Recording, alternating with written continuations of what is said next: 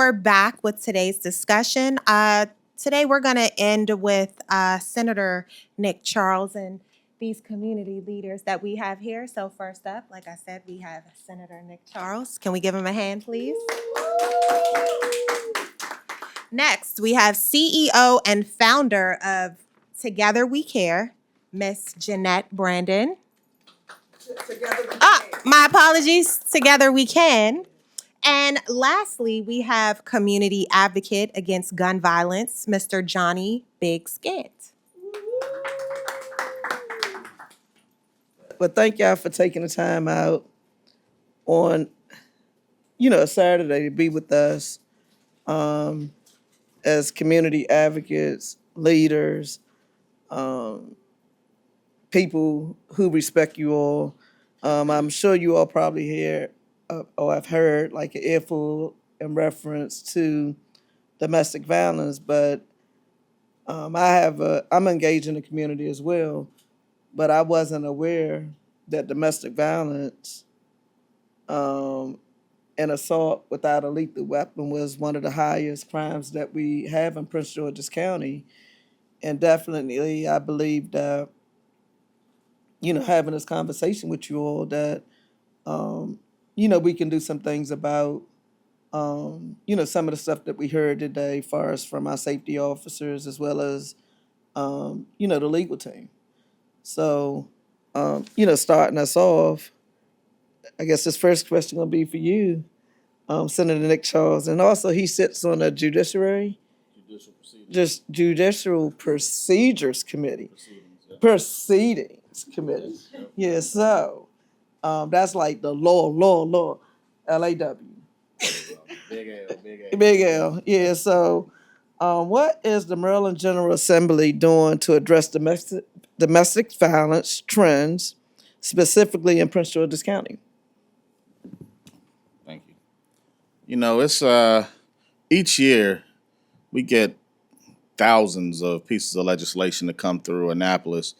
And in JPR, this is one of the particular issues that we circle around. And it's so many bills, I had to write them down. So I got some notes on my phone. So you see me looking down, that's because I want you to get a full understanding of everything that Maryland has done. So we had House Bill 1050, which is for protective orders and surrender of firearms this year. This past session, that enhances protective orders by requiring respondents to surrender all their firearms within 24 hours of any interim, temporary, or final domestic violence protective order. And why is that important? A lot of people, when they make decisions, they're making it hastily. They're making these decisions without thinking things through. And at that time, you need folks to calm down, get anything out of their hands, out of their possession, so we can protect our families right here in Maryland. You don't need someone to get upset and then go back and get a firearm and then run and kill somebody in their household. And they're going to regret this for the rest of their lives, because it's not just the person who died who's been impacted, but it's all of the family members that's being left behind, the children being left behind, the cousins, the friends, all of the folks that the victim is leaving behind. And so we want to make sure with that abuser, if that person does something, you get this protective order, whether it's temporary. And about the temporary orders, it's no findings yet, but we want the guns out of people's hands immediately. We've had a couple other bills that I think you guys should know about, like House Bill 241 and Senate Bill 142, which permits victims or former spouses to disclose confidential marital communications and criminal proceedings when that person is accused of domestic violence. I was listening to some of the lawyers talk earlier, and they were talking about some of the rules that's in place, the laws in place where spouses can't testify against each other.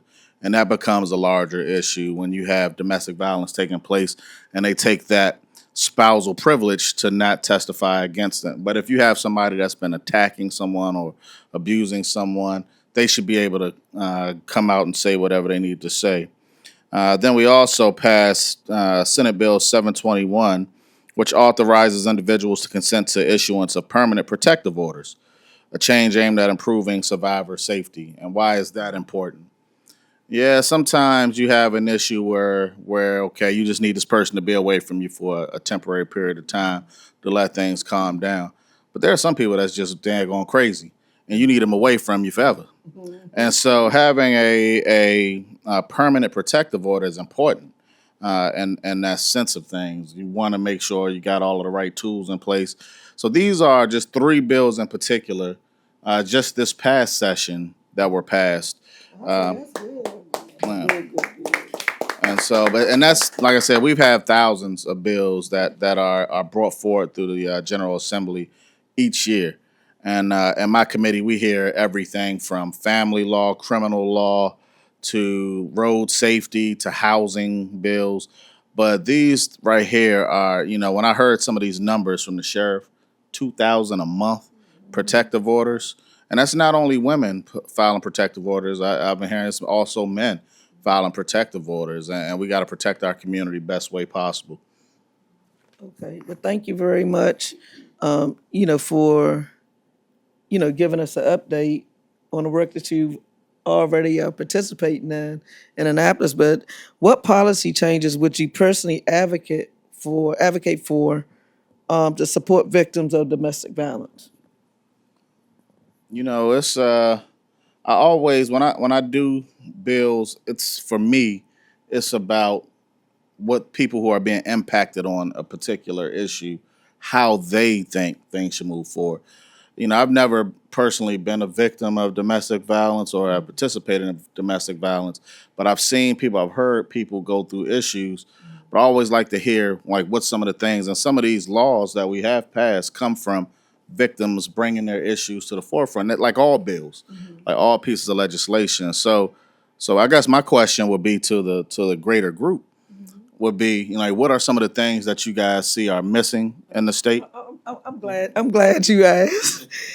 Because a lot of times we can learn from our neighbors. I think DC had mediation. I think with the family situations, having mediation, I believe, can work. Even getting them counseling, if they have children involved, if we can get both parties the help that they need, maybe they can work their situation out. Just like you mentioned, like giving them that space to be able to think about maybe they lost their job or maybe they didn't get the promotion or whatever the case may be, and they just frustrated that they can't provide for their family or whatever the case may be. But just giving that person space. But I think that if a person is repeatedly, I guess, come to our courtroom and saying, hey, this person did this, and that, and the other, then they change their mind or something like that. I think mediation will help get to the bottom of it. I believe it'll save some money because they're not paying a lawyer, that money up front. So I can understand the point of the lawyer because they can work out things. Just hearing that people have said that hey, they talk, they work out stuff, but why not help them work out stuff by saying that, hey, I heard you, I had a problem, and you reported it before they even get to the courtroom. Let's start this mediation, process. I think that could be something that can help. And then Sheila, it looked like you raised your hand out there. I don't know where the mic is at, but we had to find a mic for Sheila so she could speak. Thank you. Okay, I just wanted to ask, like, what your stance would be on the bill that we were talking about, or legislation in regards to people who aren't telling the truth, and how you feel also about mandatory mediation or counseling, because I think a lot of people, like the judge will say counseling, but no one follows up to make sure they're actually doing the counseling, or following any of the rules that the judge has,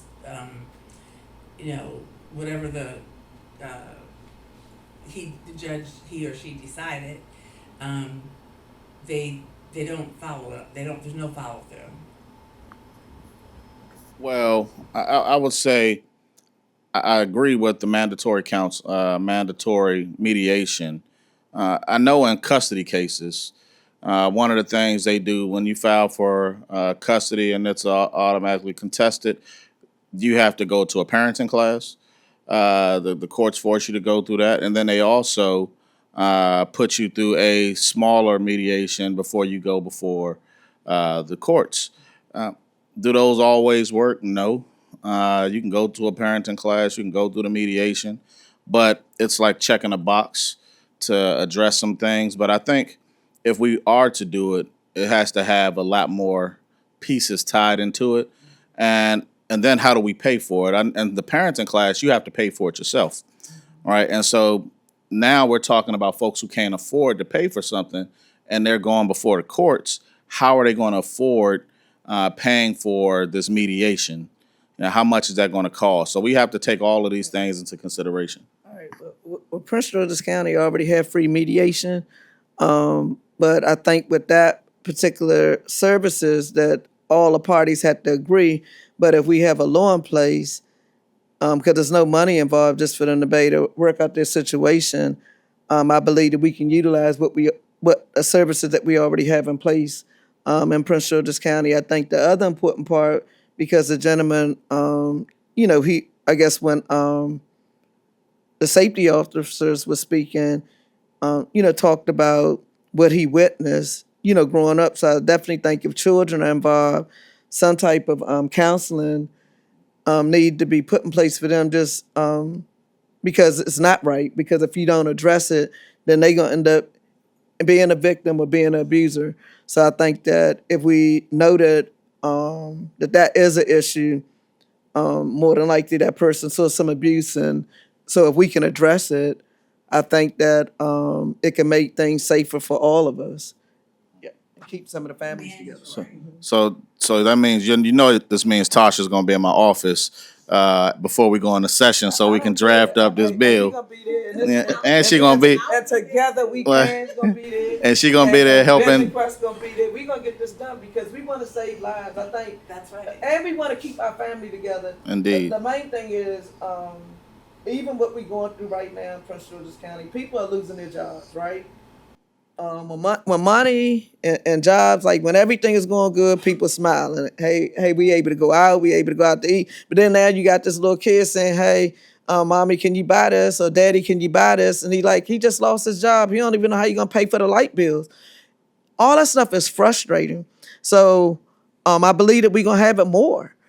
So if we can have things in place, focus on the family, because our families are destroyed, because of money, because of, I say, lack of knowledge, because people, however they saw their parents or aunties or uncles get along when they had situations. So I think just saving the family, because I think in the long run it'll save our tax dollars if we can address some of these issues early. Yeah. And you had one other question, and the other one was on dealing with people about lying. Yes. And the false allegations, and that's a serious, very, very, very serious issue.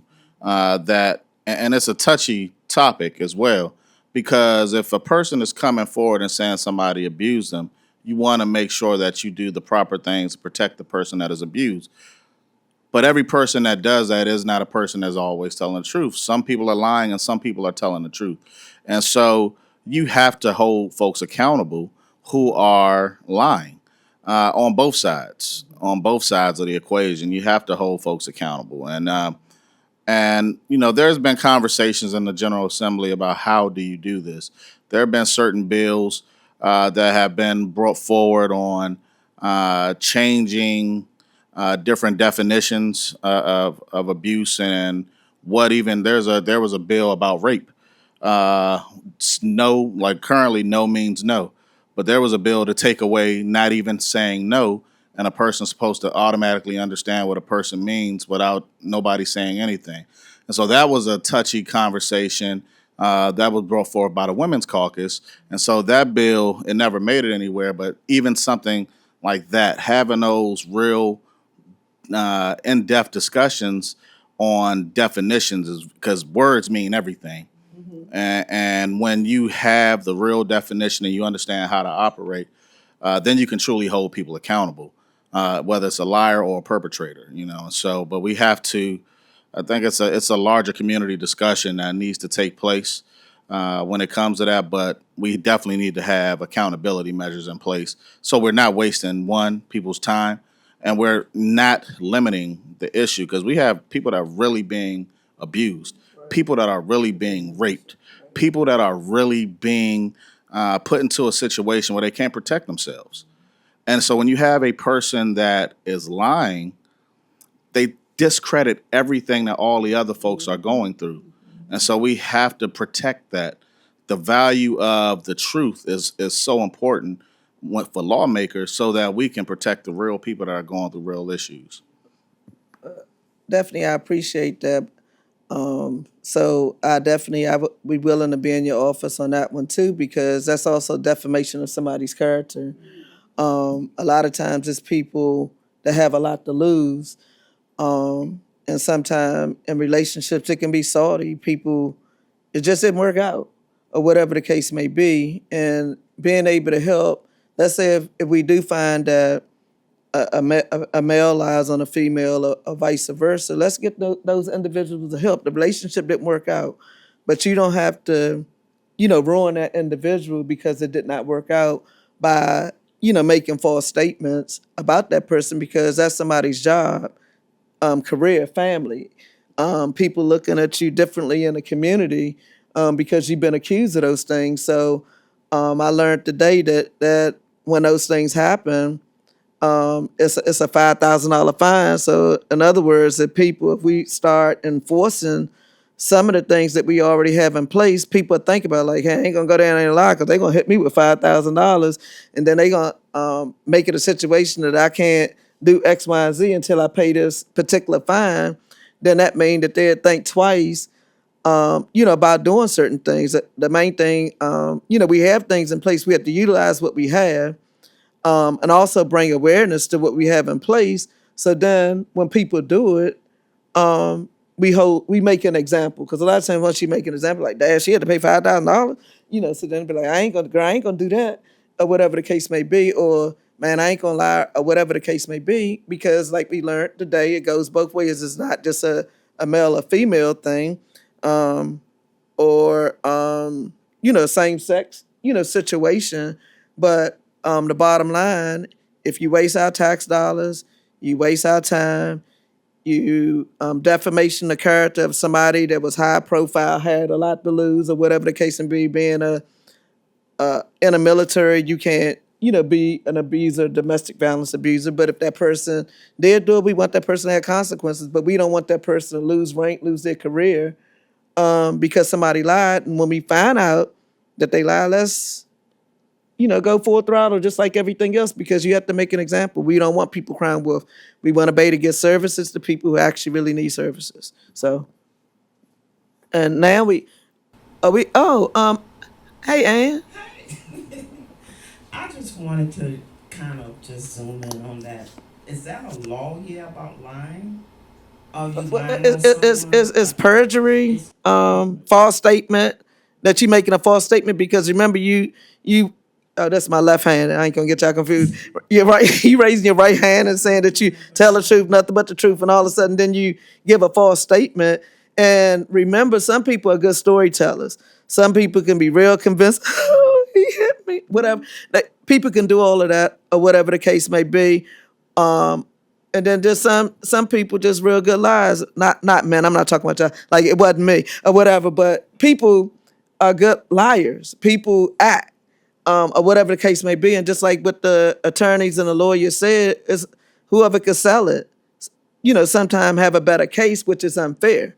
All we just want is, once, let's say after everything is all said and done, if that happened, somebody could have lost their life over it, lost their job over it. There should be consequences for the person who lied. They shouldn't just go back to a happy life because they're going to target somebody else because they never was held accountable.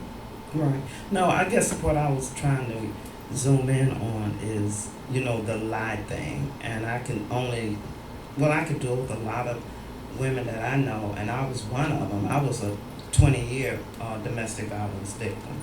I left my domestic violence situation with an AR-15 put in my mouth, gun pull, jam. I'm a professional on gunpowder. But this was back in the 70s. I started getting abused in 71. 20 years of that. I wear the scars. I lied for peace sake because that man was going to kill me. When I left that domestic violence situation that night, I couldn't see, ended up at a church. But all the times that the police was coming to my house, I'm standing up at like I blooded, but that's what they did back then. I know it has changed a lot. Thank God for you all making those laws.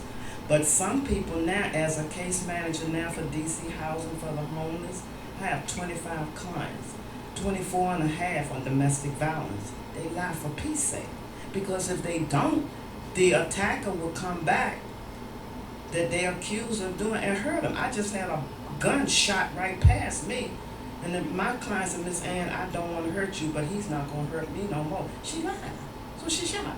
The bullet missed me by maybe 2-3 inches. So you bring up a very good point, and I'm glad that I had my good friend here, Senator Nick Charles, because sometimes when does a person, because of their mental state, because of safety, that they don't have the ability to be able to make the right decisions for themselves. I heard what Ann was up there saying, because it's like you want to live. It's like, hey, if they don't lock him up or they let him out, I'm going to still have to deal with this monster, this mad monster, right? When does it come to just a point like, hey, I done been in this house 5 or 10 times, this person is bloody or whatever. What can we put in place in order just to be able to snuff that person out, to get that person some help, put that person in a safe place so that they can live? And sorry that you had to go through that situation. Yeah, no, you definitely good now, and you're a help to other people. But how could we put stuff in place so that we don't have to have a situation, for maybe a teenager, a young woman that's entering into a relationship at the age of 20 or whatever the case may be? What can we put in place? Because sometimes people just don't have that. They're scared, they traumatized. It's like, hey, when they leave, I'm gonna do this, or you better say I ain't doing anything, or whatever. Because we heard our safety officers, they come in, they try to do an assessment, but it's repeated. We keep getting calls at the house. What can we do in those situations? Because it sounds like we don't have anything in place, even from the safety officers. All they're gonna do is do an assessment. With the lawyers, they said that, hey, she can say it happened, they can witness, but she can say, hey, nothing happened. Then what? Yeah, I think Perry said it when he was up here in terms of the due diligence portion of it. Like the unfortunate piece, you got to have the other party step in and say, unless you're witnessing somebody assault somebody right there on the spot. The laws that are in place, you will bring it up. You will bring it to the courts, and if you took the Fifth Amendment and said I don't want to bring charges against this person, it's a tough situation. So how do we get there? Like, how do we protect folks that are going through a situation but they're not willing to go forward? That part, they're scared. So how do we do it? And that's a tough question. I don't have an answer for that one yet. Like listening to the police when they were up here, laying out their issues that they deal with, then listening to the lawyers lay out their, from the defense side and also from the prosecutorial side, hearing both of their sides. As you heard the warrior lawyer, he said no need no more laws in place, right? But then you have the state's attorney's office, saying that they have to put all of these protective measures in for themselves, because if they don't do anything, they're gonna come back and blame. But it's like, we did everything possible to make sure you can hold the person accountable. And so I just don't know, how do you get around that based off of listening to all of the different feedback. So Good afternoon. I've been waiting to get this mic. always. Domestic violence is dear. And Ann and I have worked together on a lot of domestic violence events. And I know her story. She knows mine. And I am a domestic violence survivor. So it is dear to me. And I hear the question, but a lot of times the lawmakers can't do it. A lot of times the lawyers can't do it. Senator Nick can't do it. And that's when you have people like myself, people like Ann. We are survivors. We've been there. So the lawmakers can't tell us or can't tell that victim what to do, how to do it, where to do it. But we can. And it takes an advocate. It takes a survivor. You know, oftentimes people say, if I were you, that doesn't work because you're not me. And you don't know the situation. You don't know the story. You don't know why I stay. You don't know why I go back. You don't know the things I've been through, the things I've gone through. So, yes, I may tell you, he did not hit me. And I'm standing there bloody as all outdoors. But you don't understand why I'm staying. But you have to keep taking that call. You have to keep taking those calls. You have to keep coming back. If you come back 1,000 times, you keep coming back. And a lot of times it's the advocates. It's the people that have survived the issues and that have survived the domestic violence that can help another person going through it get out of it. The lawyers can come, the police can come. And a lot of times the people that's going through it don't trust them. But they would trust someone like me that has gone through that battle to help them get out of it. So there are no things that you can put in order or put in place, but trust is the only thing that you can put out there to help someone dealing with that get out of it. And you need, at this point in time, the lawyers, the senators, your advocates, and your survivors is what you need to gravitate to get people out of those domestic violence situations. But thank you very much. For saying that she definitely is a community, advocate. You know, Nick, I definitely believe Senator Nick. He's my friend, y'all, so I may call him Nick, but he's a senator. The day he asked me how you supposed to dress or whatever the case may be, and I told him, "Hey, dress cute, dress fly," and he just did just that. Because normally he be in a suit and everything, but I wanted him to be in a relaxed situation, all that good stuff. But I definitely appreciate what you just said because we all had to work together. I like the part about trust because, like, if the person call and say they need support, it's like they already telling you, "Hey, I need help." But but if that's my roof over my head and all the other different things that's tied into it, you already can see, like the officers showing up, they can see all those different things. So, Sheila made a good point, just having, home. It's a place in New Jersey, when I was in college, it's called the Harmony House. I think it's called Community Living. It was started back in 1968, so the program's been going on for 57 years. But it's a housing, where you can put families. It's like a big apartment complex, a daycare. They have everything. They own credit union, everything, far as for that particular community. We don't have anything like that, but I believe that we can build something like that in order, and just like what you all said, having somebody who been through it, going back, being able to help, because it is more relatable. Because if somebody haven't, experienced it, being threatened, having a gun put into your head, you wouldn't even know what that looked like nor feel like. So scripturally speaking, they say once you've been, strengthened, you're supposed to go back and help somebody else. So I appreciate the work that you all are doing. We just need more money. So I know that we got federal representation and we got state representation, that we're going to get more money to be able to continue to being able to do those services. But still in the meantime, we still have to be able to figure out, when you get those calls and the police officers looking, and then she like, he didn't hit, just like my situation when I went to try to help my family member. And she's like, "Oh, I don't want him to get put out or whatever." And I'm looking like, "Nigga, out, put him out," or whatever in my mind. But not understanding the dynamics because I don't live in that household. So so it's like it's no judgment zone. But my main thing is I don't want nobody to end up killed. Also, I don't want whether a woman or a man to feel like, hey, I got to be in a situation just to eat.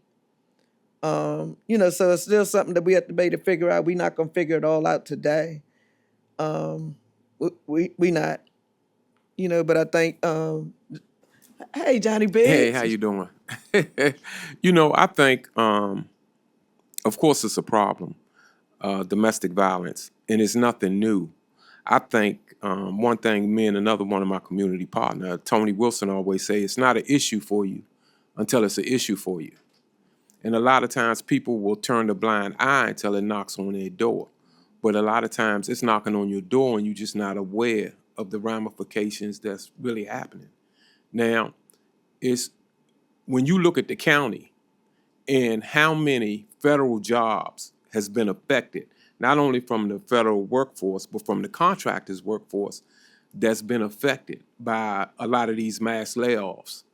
Now, that's going to go hand in hand a lot of times with domestic violence because there's going to be underlying issues. And that's why I say Arlington County, they were a little bit more proactive because then what they start doing is when people hear defund the police, they are hearing it in a certain kind of way. And what they saying is some of those resources that you're using to buy officers or get officers on board, why don't you use that to bring social services people that's professionals that can understand this to go into these houses? The way as they can understand and see the signs and they can kind of say, well, I'm going to be proactive. This is what needs to happen here. You need a better job. You need this. You need that. We need to put some food in the cupboard. We need to try to alleviate, get rid of some of these problems to where it's no matter what it is before that situation gets out of hand. Because a lot of times action brings about a reaction. So if we can stop that reaction from happening, then we can deal with a lot of these problems. But then that's when you start talking along those terms, it's funding.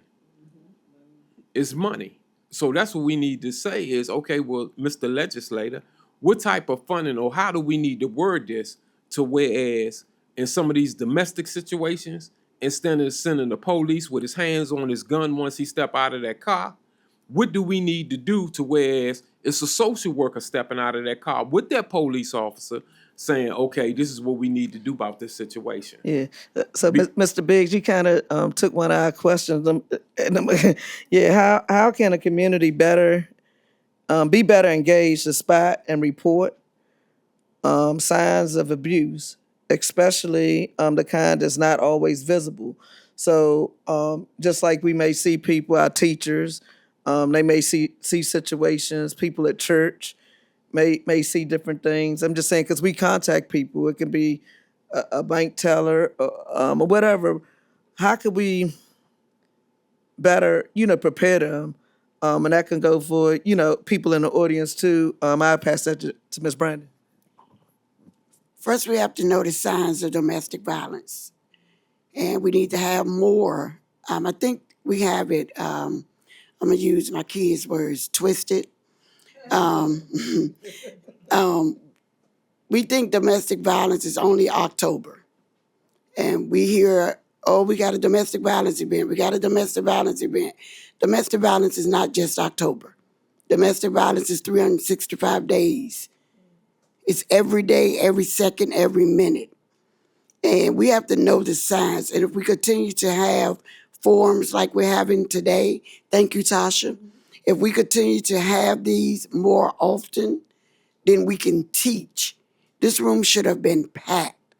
We need to have more forums like we're having so we can teach people. People need to know the signs. Everybody on this panel and the panels previously should be able to know, look at me and see if I'm dealing with something. We should be able to teach the signs of domestic violence. You should be able to look at me and tell whether or not I'm going through domestic violence. I should be able to look at Senator Charles and see if he's being abused, whether he's a man or not. And if we don't do more of these domestic violence events and forums and teach the signs, that's really where we need to start at, is knowing the signs of domestic violence.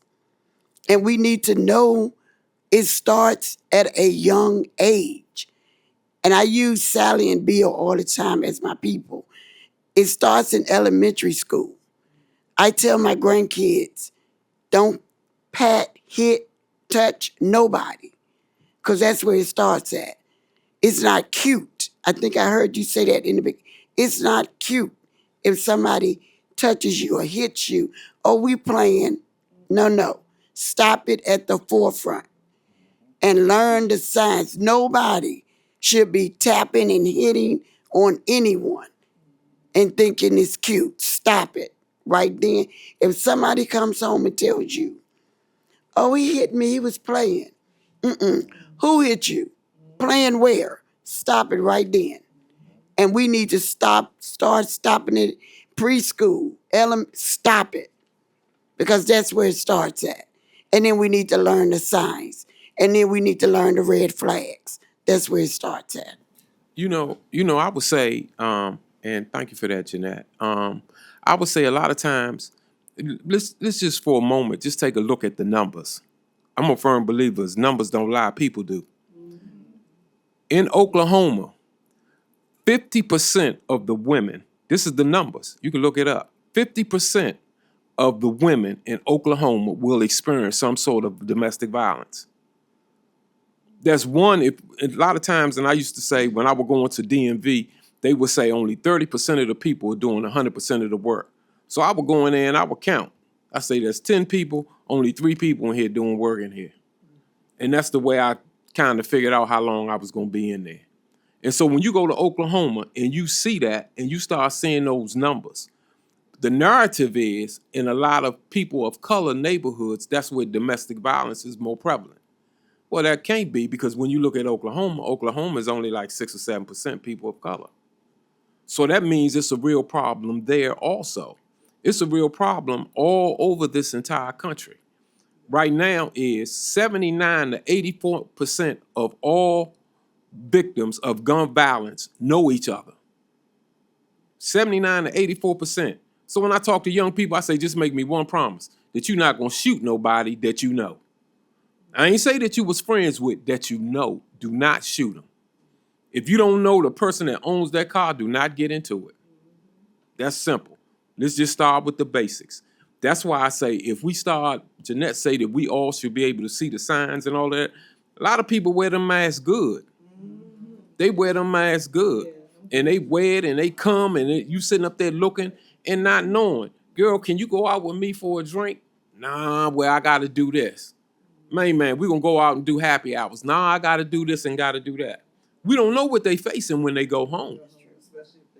Yeah, so a lot of times those signs, people can mask them signs.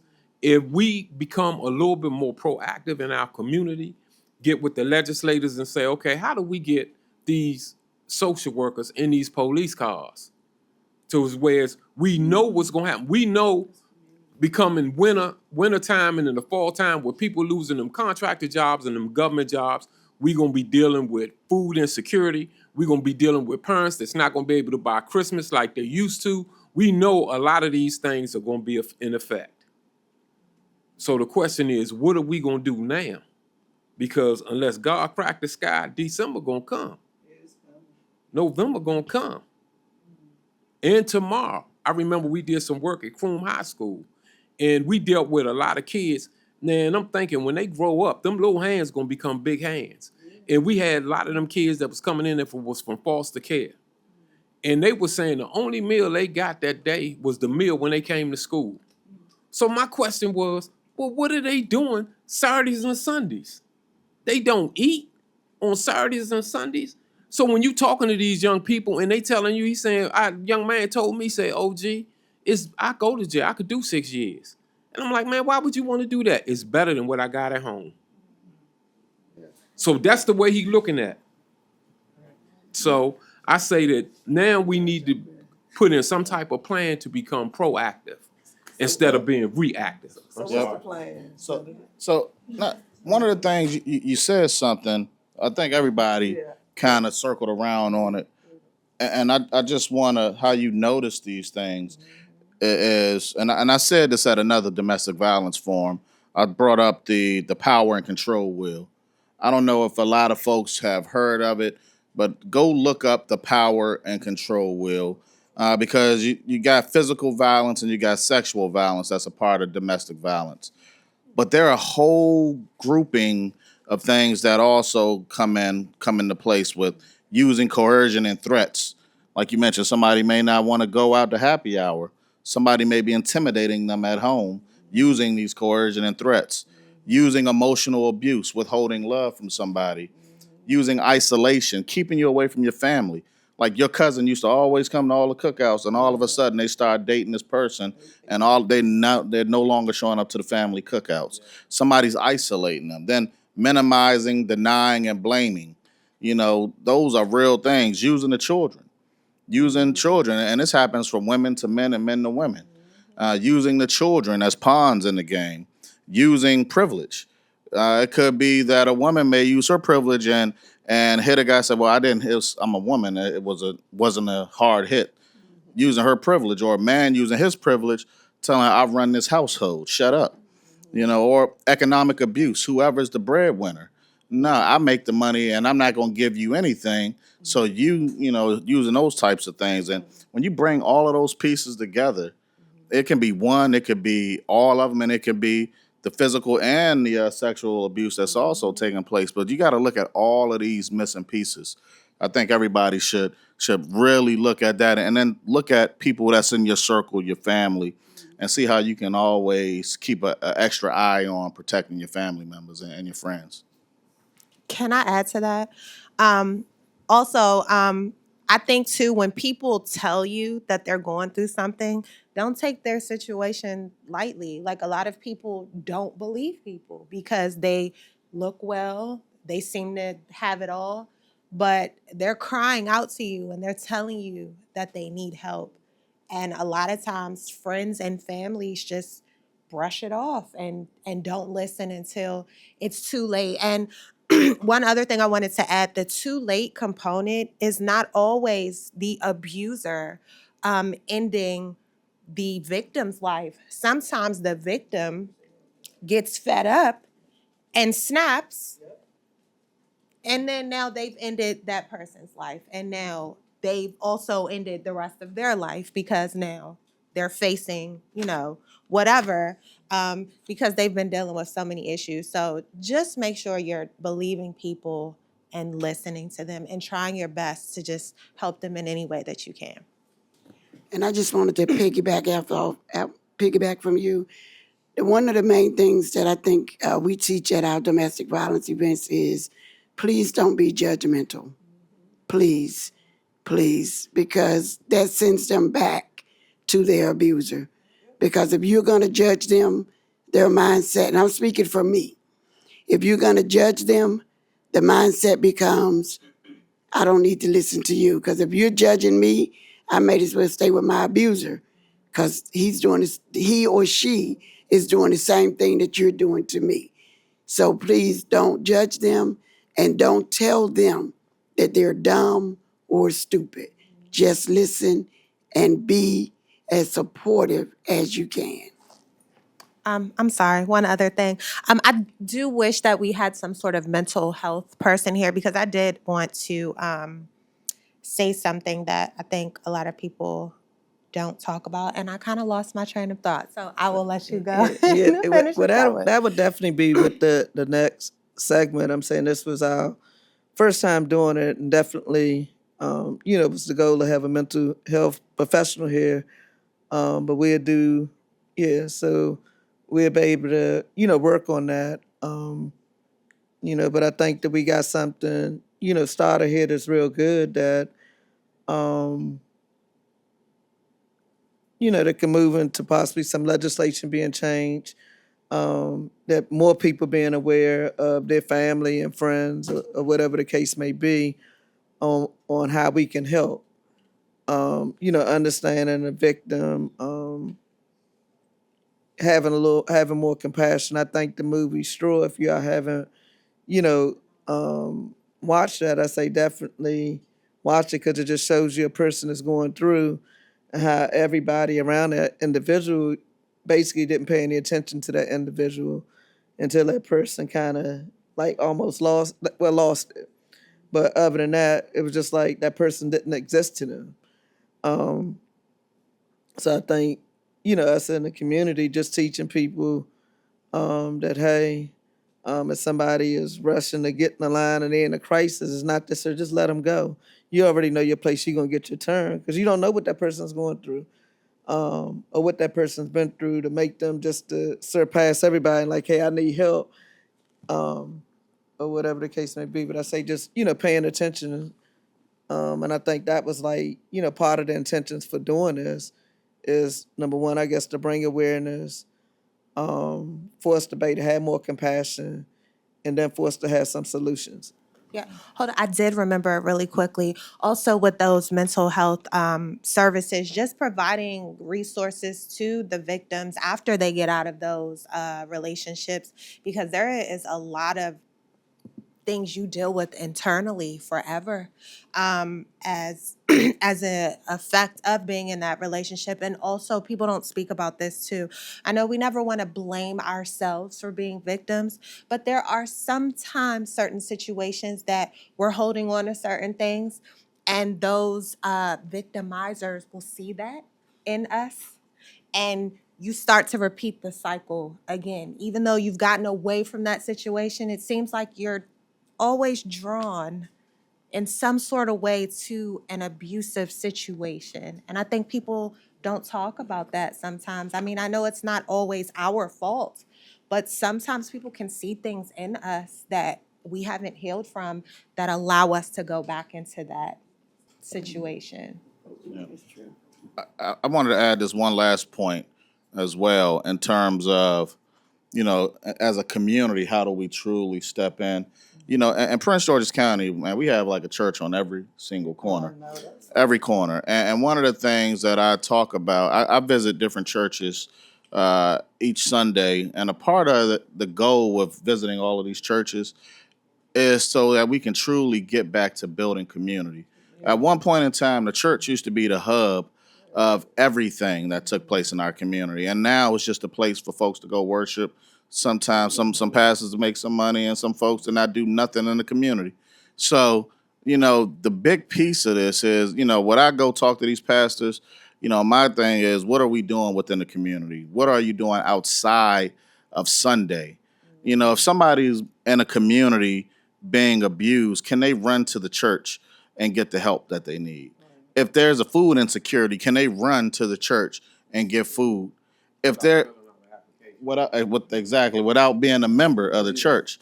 And I remind a lot of these churches that they don't pay taxes in our community. And so you have to give back outside of Sunday. You have to give back outside of Sunday. We got a lot of great community partners through this project of going to each church. We're seeing a lot of our churches step up and actually put their money where their mouth is to give back to the community and open up their doors to the people, because that's what it's about. If we're going to have all of these hubs within our communities, we have to be able to utilize these hubs.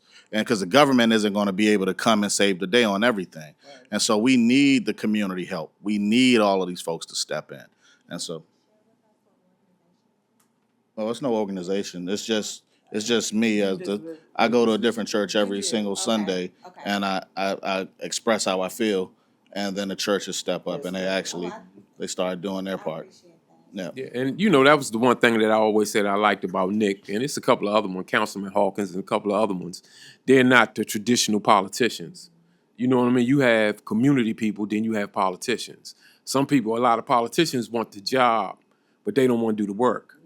Then you have some they'll get the job, but it's to do the work. And sometimes when you have them say, okay, well, I'm going to make this commitment every Sunday and do that. And, what I was going to say is domestic violence comes from so many different places, because you have people that's dealing with so many different things. You have people that's domestic violence is dealing with what's going on at work. Then you have what's going on with their spouse, them being unhappy at home. And then when you look at, like I say, a place like Oklahoma, that has to be generational. When you talking 50%, you talking those type of numbers. That has to be generational. They doing it because they seen their mama or their daddy do it. And so then they thinking this is the way it's supposed to be. She pop off, I'm supposed to pop her in her mouth. because that's what my daddy did to my mama. And so then when you see all of those situations, that's why I say sometimes you have to look at it, and we don't understand when people close their front door or they get in their car. We don't know what their life looks like. No matter what, you have some people, you see some people that's dressed up. Who would have ever thought that, Sean Combs and Cassie was dealing with all the money in the world and still dealing with that type of abuse that's going on a daily basis? Yes, so definitely I say it's real. We have a Yeah. person in the audience that have a question, Dave. To speak on the church being involved, and going back to what you were saying about having someone come out with the officers. I'm not sure if the lawmakers or the city could do something like that, but require that from the church instead of having them, knocking on people's doors on Saturday, being missionary. They can be required to come out with or work with the police officers to come to those homes. And now, not only is the officers in the community aware of the families, but also the church as well. No, I think that's a great idea.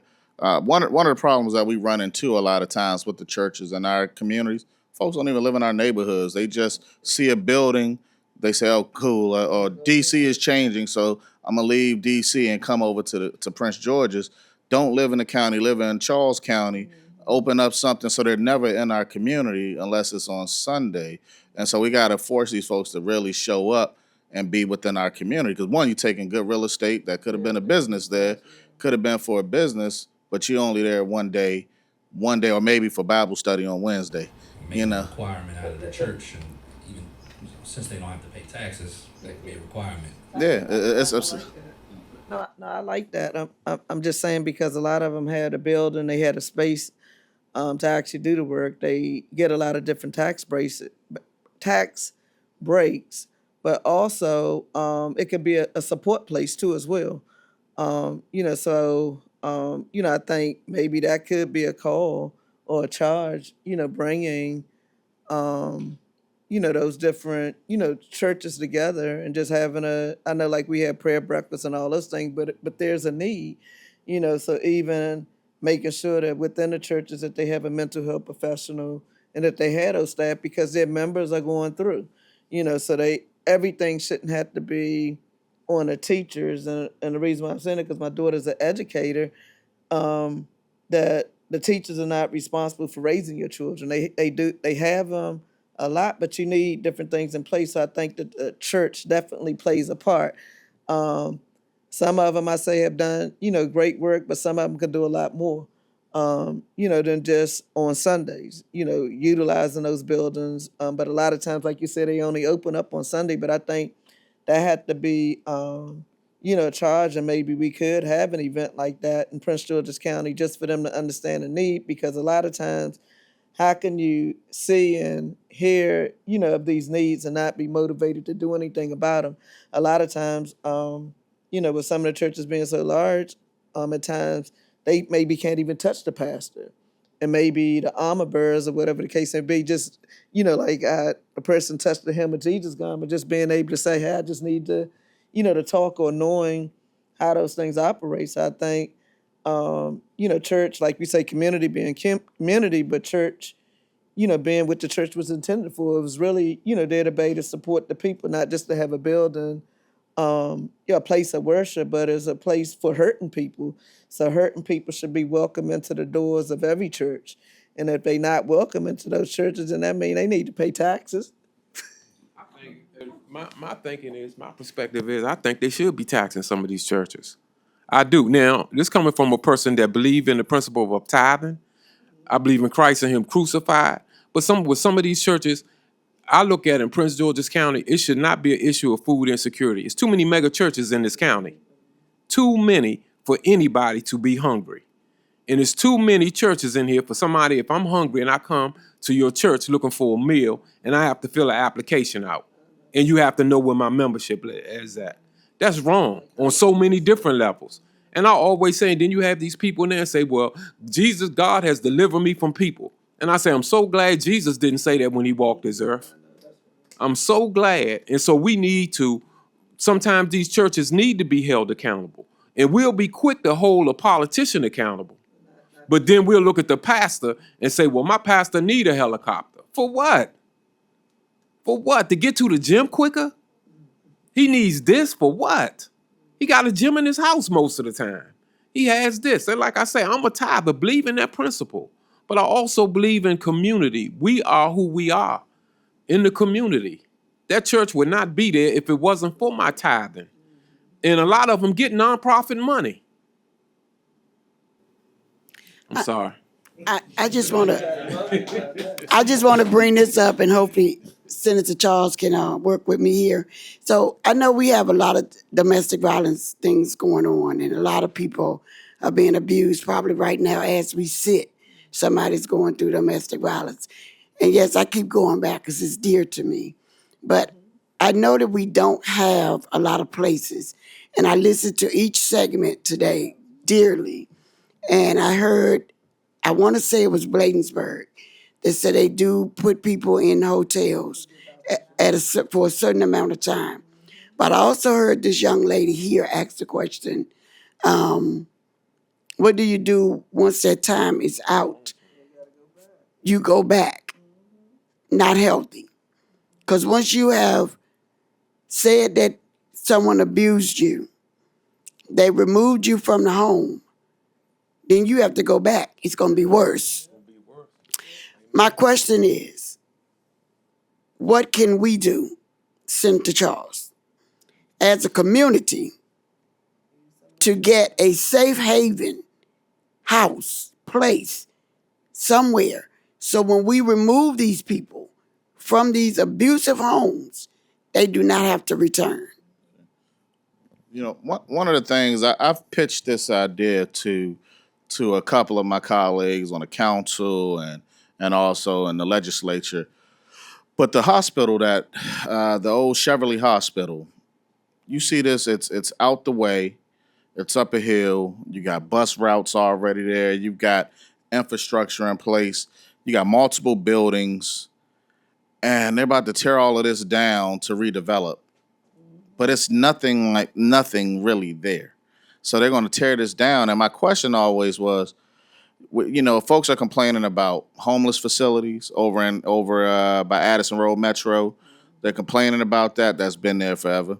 They're complaining, you know, it's not enough housing for men, not enough housing for families, not enough housing for women, not enough housing for folks dealing with domestic violence. If we took that site up there and the old Cheverly Hospital and just gutted it, you could have a centralized area for the families to go eat, for men, for women. It could be that hub up there. You could turn that hospital into so much, and the buildings, and bring a lot of our social services up there. And like I said, it's accessible to the bus because the bus route is already up there. I believe that's something that we should definitely really look into. But I know it's money being invested into redeveloping that area. It's out the way, but it's in a perfect location. This is what I was gonna say. It's like we keep having people come in and redevelop, you know, something. They need to start giving us something back. It just seemed like we never get everything that we need, like how we see in other communities. So just like I mentioned, I say it's a place called Harmony House. I think it's called Community Living now. And I give you that information, but what you're talking about, we can build. We can have everything for our DV families that need the help to be there so we can support them. So just like we talked about helping them get certifications, having a daycare for their child or baby to go through so they're not in those situations. I'm saying we can do it. You know, I think that's a good idea. You know, but the next time somebody want to come build something, we want them to build something for us. We need that. You know, so if you need the voices, I'm saying we'll galvanize the people, you know, so we can make it happen. So that's how I always go back to the Schoolhouse Rock. I'm saying that's how we get things passed. I think that, you know, I really would like to stop allowing people to build stuff if they don't give us what we need. We know we have a need. you about to spend all this money on this. This is the project we want. So, And have them to build it first. Have them to give us what they want. If they want to build some townhouses or whatever throughout the county, build out other stuff first, and then we'll come back to you. With the community that I live in, they promised 15 years ago what they were going to do on that corner in the commercial. Never did it. 15 years. And I'm like, you couldn't get permits in 15 years? 15? But now they ready. So yeah, now they ready to build the townhouses. So it's not going to take them long to get those permits. But they couldn't do it to build the stores and all the other things, the infrastructure piece that'll be good for the community. So if we got this thing, and I can understand, I hear what the people in Cheverly are probably going to say. Well, we don't want that in our community. Well, you had a hospital there for sick people. So now you're looking at the tax dollars, and your tax is going to go down like $2. So now what we want is for the developer come in here, whatever he promised on the commercial side, let him build that first. And then we'll start talking about housing. or it That's could be where they done make their money. simultaneously. It's like you're not going to build yours and then promise us. Then it take 20 years. They can be working on that project. It need to be all part of the same project. We want ours. So it's not can't be a one-way street anymore because we always come out on the short end. Yeah, so definitely I think this was a great conversation today. I appreciate, Senator Nick being here. Jeannette Brandon, founder of Together We Can, survivor, being on the front line, and speaking out on domestic violence. Johnny Big, hey, we need that movie. Jeannette Brandon have talent. We need debate to make what we talking about come alive because everybody learn differently. So, getting those into the communities, having short pocket, so we can educate some folks. So he have a gift of, he a storyteller, a writer. So definitely we'd love to be to see that in our communities. And I think our audience, I thank our camera crew for being here, being a part of, capturing this.